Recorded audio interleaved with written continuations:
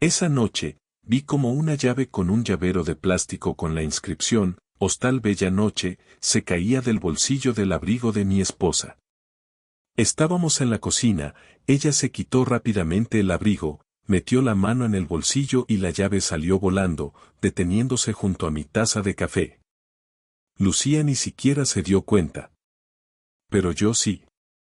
Miré el metal brillante y el llavero azul con el nombre del hostal y el número 5 bordado en blanco. Ella dijo que había vuelto cansada de una reunión con un cliente difícil y se quejó del frío que hacía en Madrid en enero. Hasta esa noche, lo juro, mi vida era la típica vida normal de una pareja en Madrid. Yo soy Mateo Cortés. Lucía Ramos, mi esposa desde hace 8 años. Todo empezó a torcerse en menos de un mes. Primero fueron sus horarios. Dejó de trabajar a distancia y volvió a la oficina, según ella, porque el jefe quería ver a la gente. Luego empezaron las tardes de cerveza con compañeros que yo no conocía. Después, el móvil siempre estaba boca abajo, con un nuevo código que ella no me decía. Y, de repente, un nombre que no había oído en 10 años de cafés juntos. Un tal Rubén, barista de un nuevo local cerca de su trabajo, al que Lucía empezó a mencionar con demasiada frecuencia. Una noche pasé por delante del bar, porque tenía que ir a la plaza de la Sal a recoger un paquete, y lo vi con un delantal negro, con tatuajes en los antebrazos, sirviendo café, y Lucía se reía, apoyada en la barra. No había nada especialmente indecente en esa escena, pero él la miraba como se mira a alguien que no es solo una clienta. Volví a casa, preparé la cena y no dije nada. Fue la primera pequeña traición, la mía, cuando aparté la mirada. La segunda fue esa maldita llave del Hotel Bella Noche que rodaba por nuestra mesa de IKEA. Cuando al fin me atreví a mover la mano, Lucía estaba de espaldas, mirando una notificación en el móvil. Cogí la llave con la punta de los dedos, noté el frío del metal y el tacto barato del plástico azul. Olía a colonia que no era la mía y a limpieza de hostal barato, o igual era mi cabeza, pero me vino el olor a lejía y sábana fina. En el llavero ponía Hostal Bella Noche, dirección en Vallecas, y el número 5. En nuestro piso nadie usa llaves con llavero, la comunidad tiene un portal moderno con códigos. No cuadraba con nada de nuestra vida. Podría haberle preguntado en ese momento, oye, lo que hace esta llave aquí, y quizá habría inventado una excusa rápida, una compañera, un evento de trabajo. En cambio, lo que hice fue lo peor que puede hacer alguien que sospecha algo gordo. Me la guardé en el bolsillo, asentí a lo que fuera que me estaba contando sobre un cliente pesado y sonreí mientras organizaba en mi cabeza un plan ridículo, como si de repente mi vida se hubiera convertido en una investigación cutre. Esa misma noche, cuando se durmió, abrí Google en el móvil y escribí Hostal Bella Noche Madrid y en cuanto vi las fotos del edificio de fachada amarilla y el cartel luminoso de 3 estrellas falsas, supe que al día siguiente tenía que plantarme allí. Cerré el navegador con la garganta seca, escuché a Lucía respirar tranquila a mi lado en la cama y pensé que todo esto igual era una paranoia mía. Justo entonces sonó una notificación en su móvil, vibrando sobre la mesilla, con un nombre que yo aún no asociaba a nada peligroso y que 3 días después iba a convertirse en la pieza que encajaría todo. No soy detective, soy un tío corriente con ansiedad y abono transporte, así que mi gran plan de investigación se redujo a levantarme temprano, fingir que tenía que ir a la oficina y plantarme en la puerta del Hostal Bella Noche a las 10 de la mañana de un miércoles. Había mirado el mapa la noche anterior y me sorprendió darme cuenta de que estaba a 2 paradas de metro del bar donde trabajaba Rubén, el barista famoso de las anécdotas de Lucía. Bajé del metro con el estómago revuelto, cruzando calles que nunca piso, y cuando vi el cartel azul con letras blancas me dieron ganas de devolver el café en la acera. El hostal era más cutre en persona que en las fotos. La puerta de cristal, el timbre con pegatina gastada y un vestíbulo que se intuía con paredes amarillas. Me quedé un buen rato fuera, dudando, tío, Parecía un pringado haciendo tiempo para traicionar a alguien que ni siquiera sabía si me había traicionado a mí primero. Al final respiré hondo, apreté la llave con la mano en el bolsillo y subí. Dentro no había glamour ninguno, solo un mostrador de madera, un ambientador barato y un televisor pequeño con un programa de tertulia política. Detrás del mostrador estaba un hombre de unos 50 y pico años con camiseta del Atleti. Buenos días, dije intentando sonar tranquilo mientras sacaba la llave. Creo que mi mujer se ha dejado esto aquí. El tipo miró la llave, sonrió de forma automática y dijo que admira a la pareja joven de la habitación 5, que majos, que ya pensaba que no la venían a buscar. Noté cómo la sangre abandonaba mi cara y se me aflojaban las rodillas. Pareja joven. Habitación 5. Venían. No era un malentendido, no era un llavero perdido en la calle. El hombre siguió hablando, sin darse cuenta de que me estaba atravesando. Comentó que ellos siempre reservaban por booking a nombre de la chica, que venían por las tardes, que eran discretos, que no hacían ruido, que así da gusto, no como otros que montan el circo. Yo pregunté con la voz rota que qué chica, solo por agarrarme a una mínima esperanza de que no fuera Lucía. Él miró la pantalla del ordenador, leyó el nombre en voz alta, Lucía Ramos, y remató diciendo que se notaba que estaban muy enamorados porque se quedaban abrazados hasta tarde y siempre salían riéndose. No lloré porque el cuerpo se me encogió tanto que ni las lágrimas encontraban por dónde salir. Me limité a sentir, a hacer un chiste torpe sobre que menos mal que vuelvo a encontrar la llave porque si no me mata, y salí de allí con la sensación física de que alguien me había vaciado por dentro con una cuchara.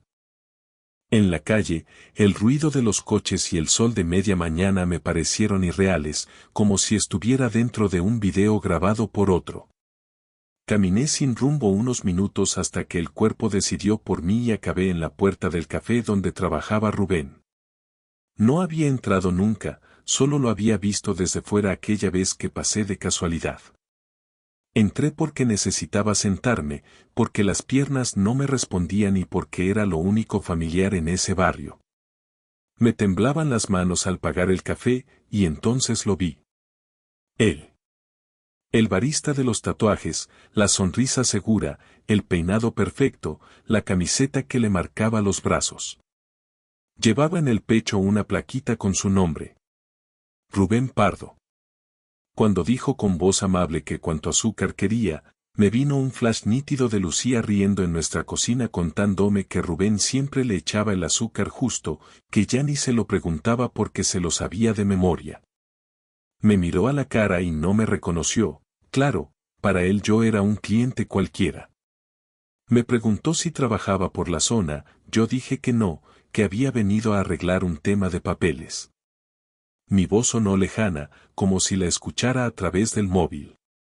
Mientras removía el café, vi que en una esquina del mostrador tenía apoyado un llavero igual al que yo llevaba en el bolsillo, azul, con letras blancas, de otro sitio diferente pero mismo estilo de hostal barato. Fue un golpe más. No era un barista cualquiera, era un tío acostumbrado a dormir donde fuera. En ese momento me llegó una notificación al móvil. Un visum de Lucía para mí con el concepto comida hoy con compis, gracias. Ella pensaba que yo estaba en la oficina. Yo estaba sentado a 3 calles del hostal donde se metía con otro y a 3 metros del tío que se la llevaba a la habitación 5. Ese encaje de piezas en tiempo real fue el momento exacto en el que supe que mi mujer no solo me había engañado, sino que estaba engañándome justo mientras yo armaba el puzzle. Terminé el café de un trago, me levanté sin mirar a Rubén y salí a la calle con una idea fija en la cabeza que me dio algo parecido a energía. Esa noche, cuando Lucía cruzara la puerta de casa, iba a tener que escucharme. No esperé al fin de semana ni a un momento tranquilo. Aquella misma tarde, cuando oí la llave de casa girar en la cerradura, noté que me subía una oleada de calor desde el pecho hasta la cara. Tenía la llave del hostal sobre la mesa del salón, al lado del mando de la tele, como si fuera un invitado más. Lucía entró con su bufanda, Soltó el bolso en la silla y vino directa a darme un beso rápido. Notó algo raro porque se quedó a medio camino. ¿Qué cara llevas?, dijo, ¿ha pasado algo en el curro? Yo señalé con la barbilla la llave. Pregunté despacio qué es eso. Ella miró, frunció el ceño un segundo y luego intentó sonreír. Dijo que ni idea, que igual era de la vecina, que siempre nos pide cosas, que a saber. Me ardieron las manos. Dije que no me tomara por tonto, que esa llave había caído de su abrigo ayer, justo aquí, que la había llevado esta mañana al hostal Bella Noche y que el encargado me había hablado de la pareja joven de la habitación 5, de las tardes reservadas a nombre de Lucía Ramos. Mientras hablaba vi cómo su cara cambiaba, como si le desenchufaran la luz. Pasó de la sorpresa a la negación, luego a una especie de cálculo frío, y al final a una mezcla de miedo y rabia. Lucía intentó la primera excusa. Dijo que era una compañera de la oficina, que se la había pedido para esconderse de un expesado, que le había hecho el favor de reservar por su nombre, que no tenía nada que ver. Yo conté lo que me había dicho el encargado, que los veía abrazados, riéndose, que venían siempre los mismos días. Conté que justo esos días ella decía que se quedaba a echar horas extras. Conté que esa mañana yo había estado a 3 calles del hostal, en el bar de Rubén, y que si hacía memoria los horarios encajaban perfectamente. Cuando nombré a Rubén hubo un microgesto en su cara, un parpadeo más largo de la cuenta. Ahí supe que había dado. Ella intentó reírse, preguntó desde cuándo me había vuelto tan controlador, tan celoso, que esto parecía un interrogatorio. Yo ya no podía frenar. Dije que no estaba celoso, que estaba enfermo del estómago porque mi mujer se metía en un hostal barato con un barista que le sabía el punto del azúcar mientras yo calculaba facturas y hacía la compra. Noté cómo me temblaba la voz y las rodillas. Me senté para no caerme y apoyé los codos en las rodillas, las manos entrelazadas, como si estuviera rezando sin querer. Ella se quedó de pie, apoyada en el marco de la puerta, clavando las uñas en la madera. La segunda excusa fue peor. Lucía dijo que solo habían ido una vez, que fue una tontería, que había bebido demasiado después de una comida de empresa y que se había liado, que no significaba nada. Yo saqué el móvil, abrí el calendario y le señalé 3 tardes concretas, el mismo día de la semana, en las últimas 3 semanas. Esas 3 veces llegaste a casa a la misma hora, con el mismo olor a colonia que no es la tuya y con el pelo todavía húmedo, le dije. Ella se derrumbó un poco y se sentó en la silla de la mesa, sin mirarme. Admitió sin rodeos que habían sido 3 veces, que con el tal Rubén había empezado todo en plan tonteo inocente, que primero eran solo cafés, luego mensajes de Instagram, luego WhatsApp, que sí, que le había hecho sentir viva de nuevo, que llevaba meses sintiéndose apagada conmigo, que yo estaba siempre cansado, pendiente del ordenador, que nuestra vida se había vuelto un trámite. Cada frase suya era un puñetazo en el pecho. No porque no tuviera algo de razón en lo de la rutina, sino porque lo estaba usando para justificar meterse en la habitación 5 de un hostal con el camarero guapo. Pregunté si usaban protección. Ella dijo que sí, que no era idiota. Pregunté si pensaba dejarlo. Ella dijo que ya lo había dejado, que precisamente esa semana pensaba cortar del todo, que lo del hostal había sido un impulso y que se había arrepentido. Yo le contesté que eso lo había oído 1000 veces en historias ajenas, que ahora me tocaba a mí ser el pringado de la anécdota. Hubo un silencio largo, tan largo que se oía la lavadora del vecino. Y entonces solté algo que ni yo mismo sabía que llevaba preparando desde que salí del hostal. Dije que quería hablar con Rubén cara a cara. Que si tan adulto era para llevársela a un hostal, era adulto para escuchar a su marido. Lucía se levantó de golpe, dijo que ni hablar, que bastante lío teníamos ya como para montar un numerito en el bar. Yo respondí que no iba a armar espectáculo, que solo quería mirar a los ojos al tío que había dormido donde yo dormía hacía 8 años. Ella se llevó las manos a la cabeza y dijo una frase que me dejó helado. Si hablas con él lo pierdo todo. Yo pregunté qué era todo, si se refería a su trabajo, a su vida paralela o a qué. No me contestó. Solo fue al dormitorio, cogió el móvil del cargador con manos temblorosas y empezó a escribir un mensaje que yo, desde el pasillo, alcancé a ver parcialmente en la pantalla. Puso Rubén: tenemos que hablar. No hubo héroes en esta historia, solo decisiones feas. Mientras Lucía se encerraba en el dormitorio con su móvil, yo me fui al despacho pequeño donde trabajo, abrí el portátil y empecé mi propia venganza, nada épica pero muy real. Lo primero fue entrar en la banca online. Teníamos una cuenta conjunta donde entraba mi nómina y la suya. Durante años había sido símbolo de confianza. Aquella tarde se convirtió en un campo de batalla silencioso.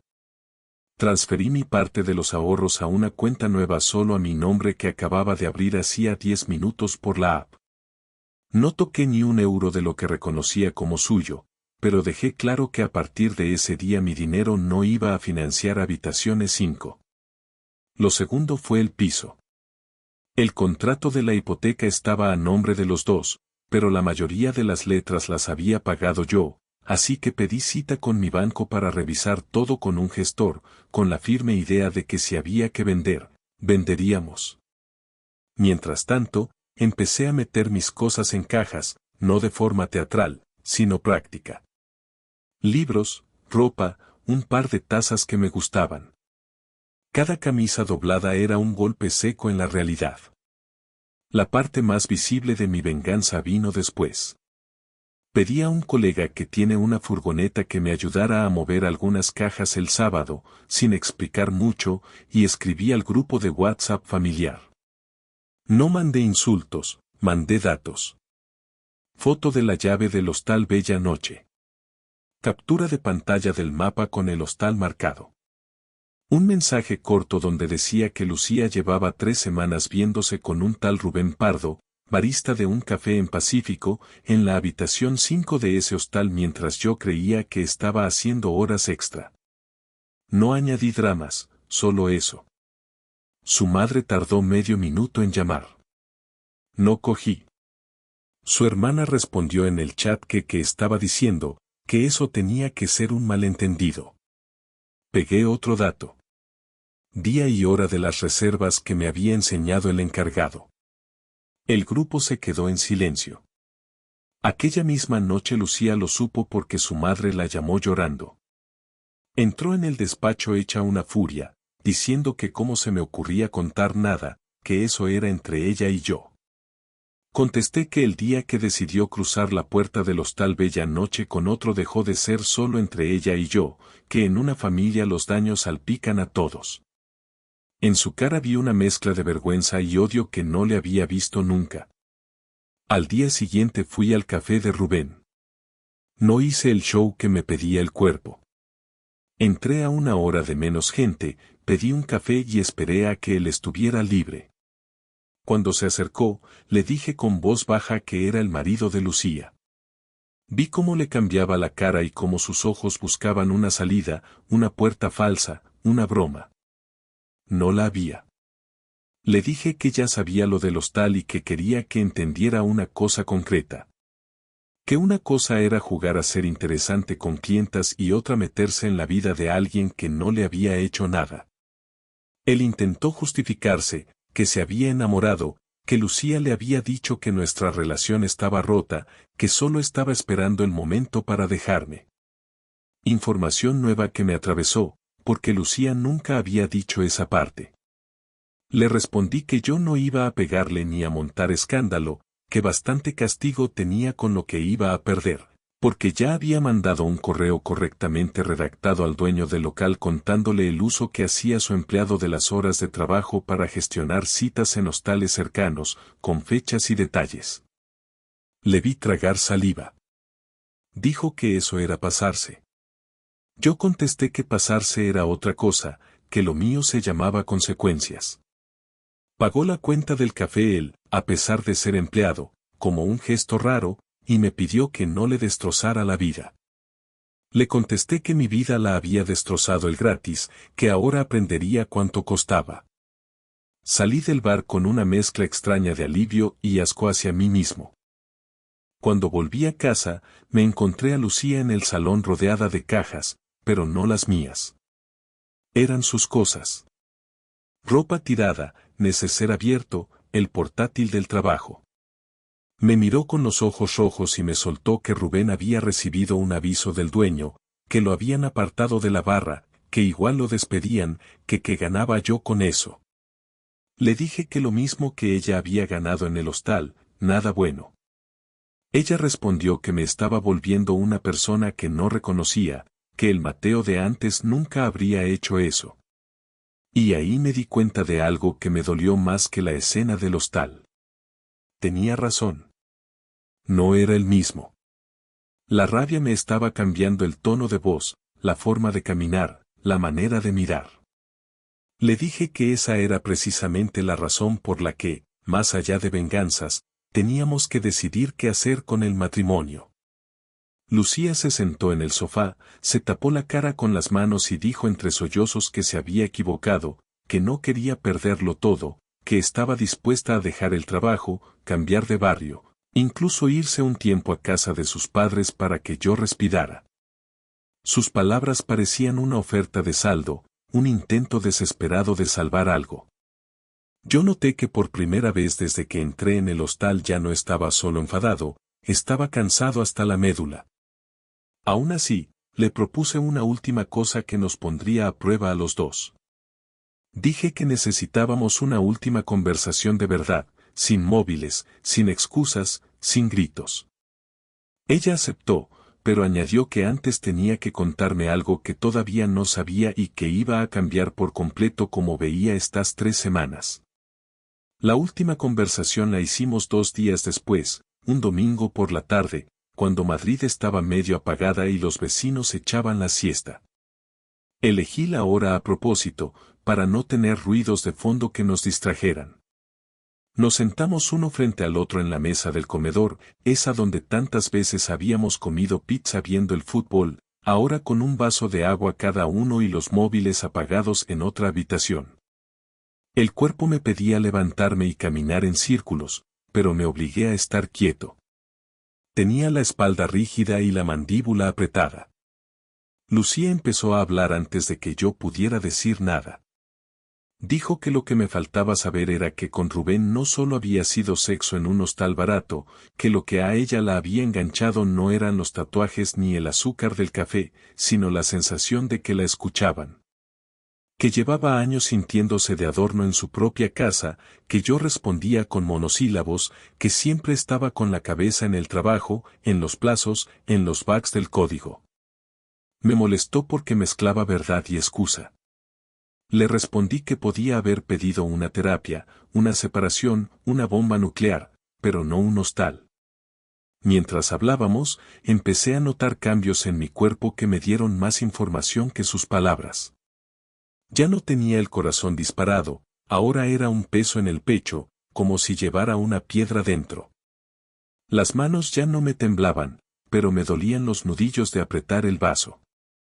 Me di cuenta de que la rabia pura se había ido transformando en otra cosa menos explosiva y más triste. Ella me contó que el primer mensaje lo había mandado en un momento de bajón, después de una bronca tonta conmigo por la compra. Que Rubén le envió un meme, luego un audio cantando una canción, luego una confesión de que le gustaba. Me confesó que durante una semana se sintió adolescente y que eso la asustó tanto como la enganchó. La escuché, no para justificarla, sino porque necesitaba entender por qué alguien que dormía todas las noches a mi lado había sido capaz de irse a la habitación 5 sin decirme nada antes. El mini clímax de esa conversación llegó cuando le pregunté si hubiera seguido con él si yo no llego a encontrar la llave. Ahí dudó un segundo, y ese segundo fue la respuesta. Al final dijo que no lo sabía, que seguramente sí, al menos un tiempo más, que se había autoengañado pensando que podía llevar las 2 vidas, la del hostal y la del piso de Carabanchel. Eso me atravesó como una aguja. No era un error puntual, era un plan, aunque fuese poco elaborado. Sentí que el cuerpo se me venía abajo, apoyé la frente en mis manos y la mesa se me acercó de golpe, como si alguien la hubiera empujado. Lucía se levantó para tocarme el hombro, pero di un respingo y le pedí que no lo hiciera. Físicamente no podía soportar su contacto.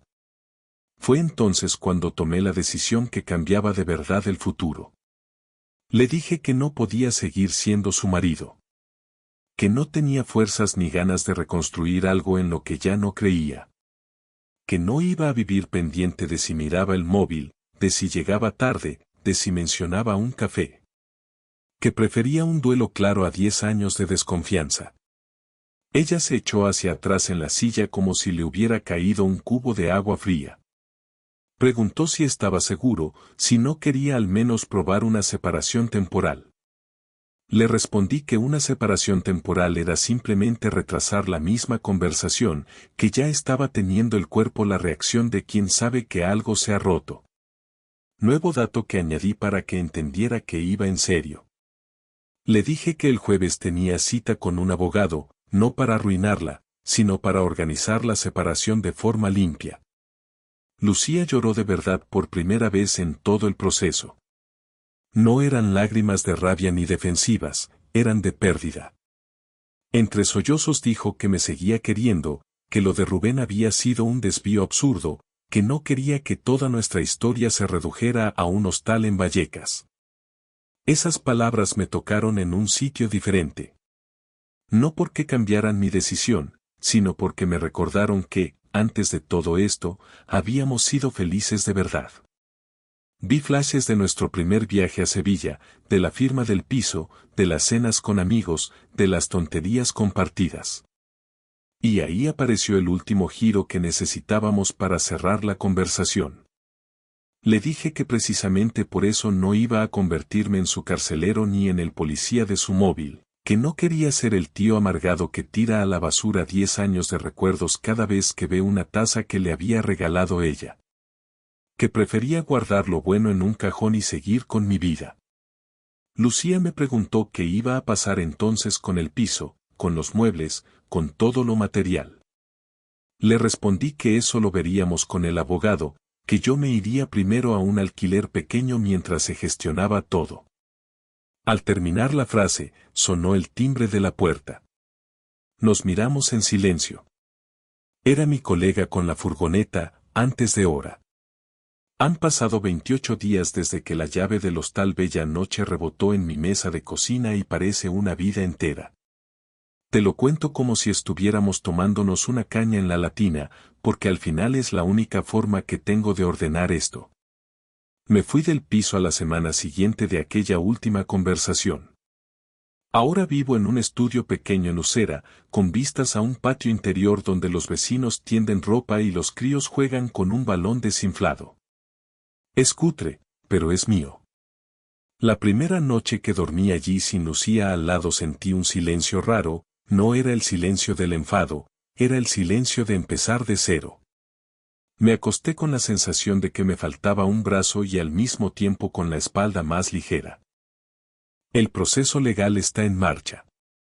El abogado nos explicó cómo repartir cuentas, piso y cosas sin matarnos. Me he sorprendido a mí mismo tratándola con más educación ahora que estamos separándonos que en algunas de nuestras discusiones cuando todavía éramos pareja. Ella se quedó en el piso de Carabanchel de momento, pagando su parte de la hipoteca, y hemos acordado venderlo en unos meses. No tenemos hijos, lo que simplifica muchas cosas y complica otras porque no hay excusa para seguir viéndonos. Con Rubén supe por un conocido que al final no lo despidieron del café, pero lo mandaron a otro local en otra zona, lejos de Atocha. Me dio igual. Hace unos días pasé por delante del bar donde se conocieron y había otro chico en la barra, más joven, sin tatuajes, sirviendo cafés a toda prisa. Me quedé un segundo mirando desde la calle, respiré el olor a café recién molido y seguí andando. No tenía nada que hacer allí. Lo que sí he hecho, y esto te lo recomiendo si alguna vez te ves en una situación parecida, es ir a terapia. No te voy a mentir, El primer día me senté frente a la psicóloga con los brazos cruzados y la idea de que aquello era una tontería cara. Al cabo de 10 minutos estaba sudando y con la camiseta pegada a la espalda mientras contaba lo del hostal, la llave, el encargado hablando de la pareja joven del 5 como si estuviera narrando un anuncio romántico. Me di cuenta de algo sencillo. No estaba solo cabreado con Lucía, también conmigo por haber vivido meses en piloto automático, por no haber visto las grietas, por haber preferido el portátil al sofá compartido demasiadas noches. No se trata de culparme por lo que ella hizo, eso lo decidió ella, pero sí de entender que quiero hacer distinto la próxima vez que me enamore de alguien. Porque, aunque ahora me cueste imaginarlo, sé que volveré a enamorarme. No de inmediato, no con prisa, pero pasará. De Lucía sé lo justo. Algún mensaje frío sobre papeles, algún correo reenviado con asuntos de la hipoteca. Un día me escribió uno un poco más largo para decirme que había dejado la gestoría y que estaba buscando trabajo en otra ciudad, quizá Valencia, que Madrid se le había llenado de recuerdos. Lo leí 3 veces, sentí una punzada en el pecho y luego pensé que quizá era lo mejor. Que cada uno tuviera su mapa nuevo. No le respondí con reproches, solo con un mensaje corto deseándole que le saliera bien lo que buscara y recordándole que teníamos todavía asuntos pendientes con el piso.